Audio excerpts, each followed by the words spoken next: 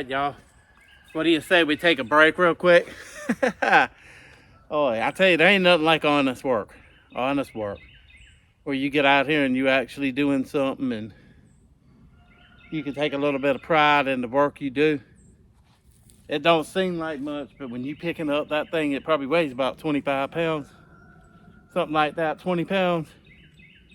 Beating these poles in. Good workout. Hey y'all, had to go put the phone on charge for a little bit. All right, I'm going to show y'all how to put these T-post connectors on. I'm not going to walk y'all around with this. This is going to be very slow, really aggravate, couple pinch fingers, stuff like that. I just wanted to show y'all the difference in them. These, they come from Tractor Supply. These are the 1.25 T-post connectors. And these, let's pull one out. That means from the face of the T-post right here, it's going to be 1.25 inches. So 1.25 inches out right there. Now this is a 2-inch. I believe it's a 2. It might be a 2.25. And y'all can see the difference. Y'all can see the difference in the length. But see, y'all see the difference in how far when you clip it on the T-post. I'm not going to put it all the way on. When you put it on the T-post, I'm not sticking it on there. Just showing y'all the difference in how far it sticks out. If you're just making straight runs, these are fine. I use these. I usually use about 1.5 inches or something like this 2-inch on a corner. That way, and you kind of turn the post just a little bit. That way, if you're going to make a corner, you can come over and run the wire right here and it won't be able to contact on your metal post. Because see, trying to show y'all when you take a piece of wire. Oh, that's nasty.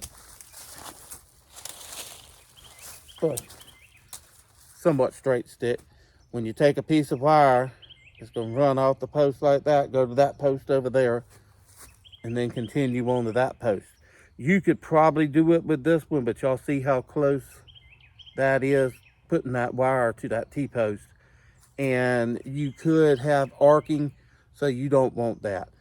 So I didn't buy enough of them. I didn't know how many I was going to use. I bought 3 bags of 25. It's 25 to a bag. So I didn't buy enough. I'm going to have to go back and get 2 bags because we have 31 T-posts that we put up today. So I'm going to have to go back and get 2 bags, and that's going to give me one insulator left over. It'll be 124 of them that I need to go around. Just put, I can't remember if it's 3 or 4. I think 4. Yeah, putting 4 insulators per post. So that'll be 4 wires. Let me show y'all down here.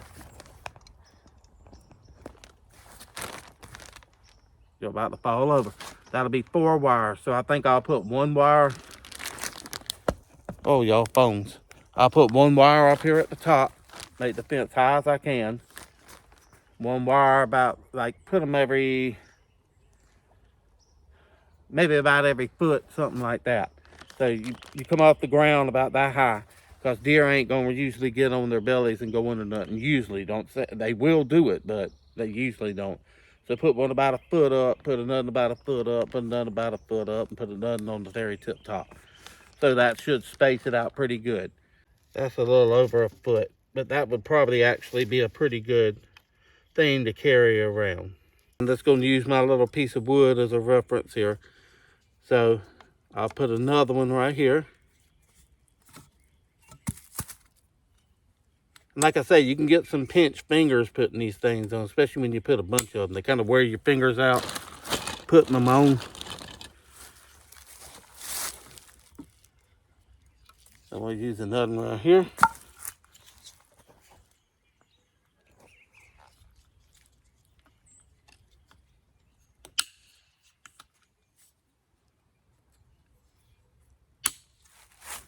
And then bring y'all up here.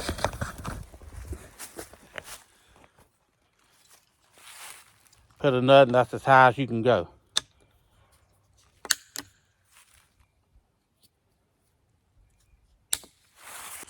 All right, so that's what it's going to be right there. You got one wire that's going to run right here, one wire that's going to run right here, one wire that's going to be here, and one way up here. All right, so hopefully that'll keep the deer. That's about almost 5 foot. Like I say, if a deer wants in there, a deer's going to get in there. Is what it is. I'm gonna put like do the old fashioned stuff. Take maybe some tin cans and make them where the wind rattles them around. I'll probably put my motion activated light up here, one of them Christmas lights that put snowflakes all over the garden again. I might bring the radio up here. Definitely, we got plenty of puppy hair, y'all. Plenty of puppy hair. No shortage of that with 7 dogs. So I'll probably brush Shep or Gracie or something like that. Bring the hair and put it on the outside of the fence. It keeps the rabbits out too a little bit. I will probably put some coyote urine out. Maybe some bone meal. Maybe some deer alarms. Anything. Whatever we need to keep them out of here.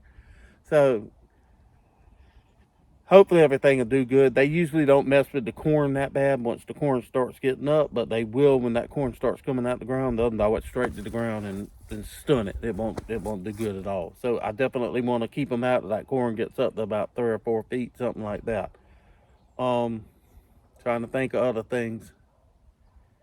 Like I say, I did not buy enough of them. I'm gonna go along and put as many as I can, and I'll pretty much be done with it, but I do got to go buy 2 more bags of them, so that'll be 50 more that I need. Well, excuse me, I'll need 49 of them. I'll have 1 extra one. I might use, I got some more of the 2-inch ones down there. I might use those on the corners. I think the garden turned out pretty good. It is seriously getting close to about half an acre. Honestly, it's getting close. I don't know what it is exactly, but it's getting close to half an acre that we have for garden space up here. So that's going to be a lot of nice room for planting corn. We're going to plant some Hickory King corn and grind it up into feed for our pigs and maybe some for the cows. We're going to get some of the sweet corn. I'm not certain which variety. Peaches and cream. I'm not certain which variety we got. I can't remember which one. We'll plant it up here too, but plant them far enough they won't cross-pollinate. We're going to have our sweet potatoes up here. Might plant a couple bell peppers up here, maybe some onions, maybe some garlic. Not certain what the future holds, but I am very excited about this. This is what I should have done a long time ago, was just went ahead and fenced this in.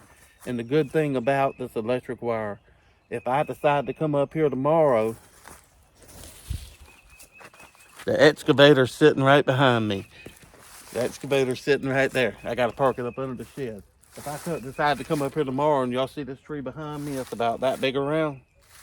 And then there ain't nothing but some little ones about that big around right here. I could actually, in an hour, tear all these trees out and have this much more, probably another 20 for the garden space. Plus I could go quite a few acres, probably about 5 or 6 acres, honestly, up here. I could probably go about 2 acres that way and about 3 acres that way. And then all this is up here where the manure pile and everything is. It's already cleared off. So we could turn this easily into a 3 or 4 acre garden. Easily. Nothing but little trees. The longer I wait, the bigger they're getting. Every year they get bigger. But right now, it's nothing but some little trees. Let me show y'all. See, you got little tiny trees there, little tree there, little tree there, and there's a couple of them right there. They start getting a little size to them. That one over there is probably around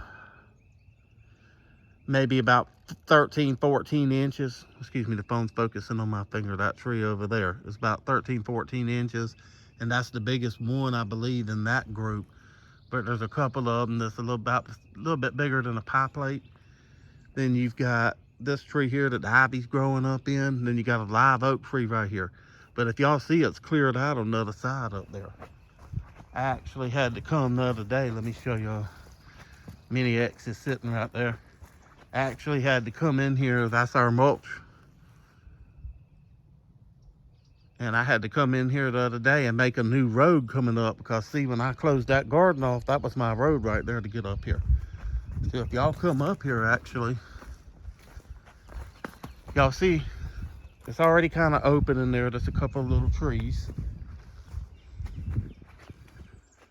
It's already open up here. So I could actually come up here and add this into the garden. All of this. Let me fix y'all out. I could actually add all of this. Excuse the junk right here. That's some extra lime over there, and that's some fertilizer. But y'all can see the garden down there. So I could come up here, and this here right here is about already cleared off about half an acre. So like I say, the possibilities are endless. I mean, it's already half an acre cleared off up here. With minimum, it'd probably take me 2 or 3, maybe 4 hours, honestly, with that many X to come up here and rip all these trees out. And almost every one of them I can use for firewood. So it wouldn't be wasted this time. They're not gum trees and something like that that's useless. These are actually nice hardwood trees, oaks, and looks like a hickory tree. I think there's one red oak in it. I think. Looks like one red oak. So, man, that's some good wood right there. You want to smoke a pig or something like that? Man, that makes the best barbecue right there. Red oak. And then over there, there's really nothing but some small scrawny trees. So I could actually come up here, cut them up for firewood, pile the limbs up, burn them right here, which would put the ashes right into the soil, rip all the roots up, and make this into a very usable garden space. But me and Nike ain't spraying chickens no more. So that puts a damper on, really. We don't want to get too big, y'all. Like she said in a video before, farming in your 50s.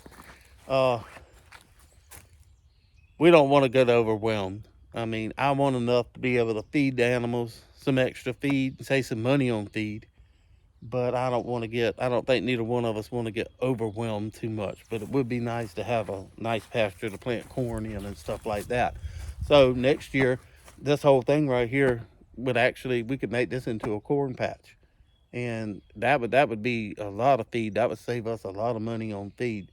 But right now it's got some sweet potatoes in it, and we will be planting corn soon and our other vegetables and stuff. Everything down in the garden down there where we built the raised bed is doing outstanding and really good. So let me go ahead and get these T-post clips on instead of sitting here running my mouth.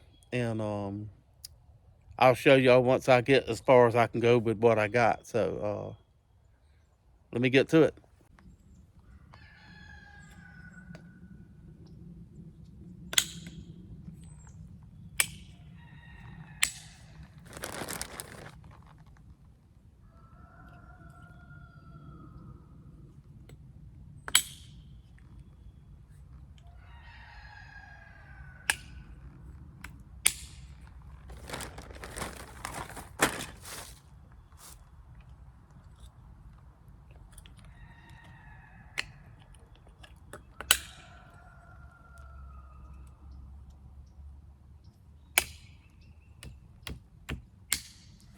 I ain't gonna lie to you, putting T-post clips on are aggravating. It's very slow and wears your hands out. And the ones that are 2 inches long, they got the 2-inch offset, they're a lot easier because you got something to pull on and lock it in. These little 1.25s, not so much. They kind of aggravate me. So I just figured I'd show y'all a couple of them. It is very slow and very aggravating putting them on. Y'all a little crooked there.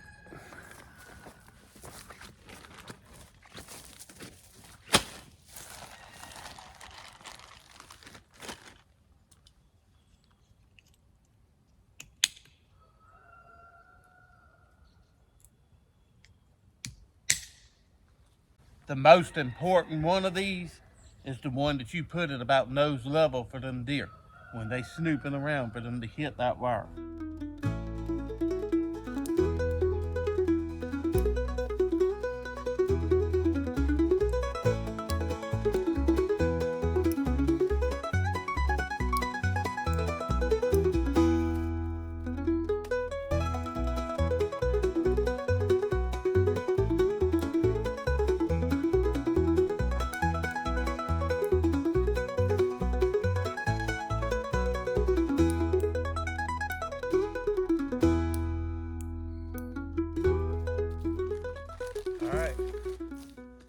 I wiped out a whole bag minus 2. I only got 2 left in one whole bag. We only got 6 posts done. So we're gonna get 6.5 posts done out of one bag. That's it, 6.5 posts. I know I said I wasn't gonna drag y'all along. I'm gonna turn y'all off in a minute. I just figured there might be some people that have never done this. A lot of you have. If you homestead or you have a garden or anything, there might be just some people that's never seen it done before. So give everybody a chance. I try to give everybody a chance so they can see and learn something. Because sometimes we take for granted that everybody knows everything. And a lot of people don't know. And it's not their fault. They just wasn't experienced to it, or hadn't, excuse me, that's the wrong word, hadn't had the opportunity to experience doing things like that. So for all of us, you're like, I'm like boring, who would want to watch, put T-post clips on. There are actually a lot of people that would like, T-post insulators. There are a lot of people that would like to see it because they don't know how to do it. And if we're not there to teach somebody how to do it, they ain't gonna know how to do it. So it's a lot easier when you can find a video on something and to be able to look up something that you want to know, like if somebody wanted to put a fence around the garden to keep rabbits out or something like that. So if you wanted to keep like rabbits and dogs and cats and stuff out of your garden, you wouldn't need no high T-posts like this. You could probably go get the 2.5, 3 foot T-posts, drive them in the ground. They'll be about this high right here. And then what you would do would just put an insulator here and an insulator here and an insulator here, and still use about the same number or maybe 5 insulators, and just have a fence about that high with your wire spacing about that much. That would keep rabbits out, that would keep cats out, that would keep dogs out, stuff like that. And so learn something every day. I try to help people learn things. When I do things, I try to show what I'm doing. And I know, like I say, a lot of people might find, well, I know how to do that, but there's a lot of people that don't know how to do that. So, here's what it is, y'all.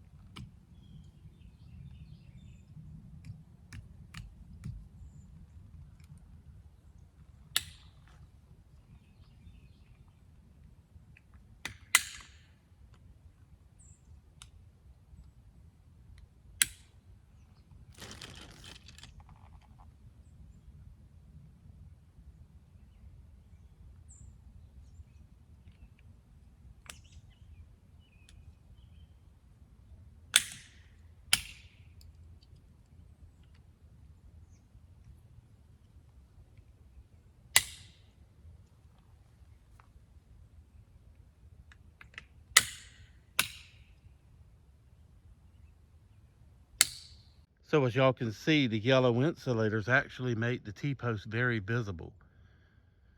Like I say, I'm gonna come back and take the yellow flagging ribbon or the orange or green, whatever color I can get my hands on, because Tractor Supply was out of it the other day when we went to get these insulators. And I'm gonna take and tie a piece of that flagging tape about that long around each wire. That way it'll have a visible barrier to the deer. They'll see that flopping in the wind and stuff like that, and they'll be like, oh, they can see that, because they might not be able to see the wire very good. So, all right, well, I'm gonna cut y'all off and keep on going. Keep on going, y'all. Keep on going. Walking around putting these T-post insulators on. I'm about ready to go get my 22, y'all, and start bagging me some of these squirrels around here. I have not squirrel hunted since my granddaddy was alive, and that was 20-something, 25 years ago. And man, y'all, the squirrels have multiplied in that time. I was just sitting on the porch down there waiting on the phone to charge up and had the binoculars, and I counted 12 squirrels. 12 squirrels that I could just see off of our back porch with the binoculars. I was watching them go in trees and on the ground, and one of them, he was hilarious, y'all. It was funny. Shep and Gracie are laying right there at the gate where their houses are, and the squirrel was all the way down at the pond, which is only probably about maybe 75 yards or something like that. But that squirrel, I watched him. He hung on the side of the tree looking down and watching them dogs. He knew them dogs was there. And he finally got brave enough. He came on the ground and he hopped like 2 or 3 foot, and he stood straight up and just sat there for a minute and watched them dogs, make sure they wasn't moving. He hopped a little more, stood straight up and looked at them dogs. And they just sleeping, they ain't even moving. I don't think Shep's too even interested in a squirrel. Cause I've seen the squirrels come pretty daggone close to Shep, at least 10, 12 foot from him while he's sleeping. And I don't think he even gives a rat's behind him about a squirrel. But it was funny to watch that squirrel. He'd stand up and look at them dogs, and then hop a little more, stand up and look at them dogs. And I was thinking to myself, if he'd have just walked across the ground, he'd have been fine. But that little thing, he was jumping up in the air, twitching his tail every which way. And I'm like, man, you just attracting attention to yourself. So, but y'all, man, that'd be good. Go get a couple squirrels, clean them up, make some gravy, some homemade biscuits, and put the squirrel gravy in the squirrel over rice. Man, that was good. That'd be good. That'd be really good. Like I say, it's been 20, 25 years so these squirrels around here have been completely left alone. No hunting pressure whatsoever for 20, 25 years. So y'all can imagine how many squirrels is around here. I know when I sit in the deer stand, when I go deer hunting, I see at least 15, 20 of them. So, good eating, y'all, good eating. And if you soak them in buttermilk, once you clean them and cut them all up and everything, if you soak them in buttermilk, it'll get rid of that gamey taste to them, and that makes them taste really good. Then you just roll them in some flour, and I've actually seen them rolled in cornmeal, but you roll them in some flour and put them in the pan. You can saute some onions in there with them, put it over rice, string beans, maybe corn on the cob, something like that. You can't beat that, y'all. Can't beat that.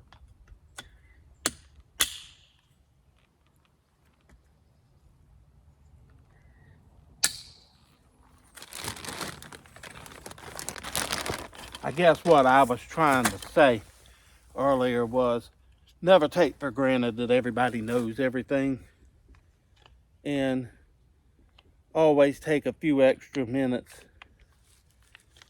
to help somebody learn something. Sometimes that's what God puts us here on the earth for, is to be teachers and help people that might not know something. So, like I say, if you was fortunate enough to know something in a special skill or woodwork or just being able to do something, teach somebody else. I'm sure they greatly appreciate it, and I know God would, teaching something that you know, a skill or something like that. So, just my 2 cents worth. All right, that's it. Used up all 3 bags of them. Made it to the other side. Got 10 posts left that I need to do. Because I decided I'm going to use the 2-inch insulators on the corner post. So those 2 corner posts down there I didn't do. So that's all I'm going to do today, y'all. I might get on the excavator and play around a little bit and clean up a little bit around here. I got kind of a mess. I got some firewood I got to get up. Then I think I might go sit on the couch and call it a day, y'all. I'm tired. So, thank y'all for coming along with me. Hope y'all have a great day.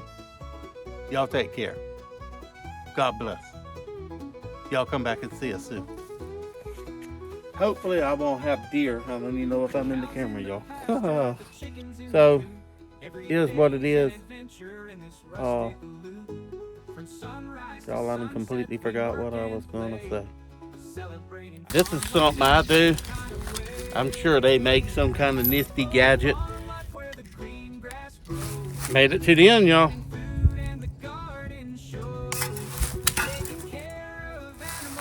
All right, let's get some ribbon tied on this fence and then get it hooked up.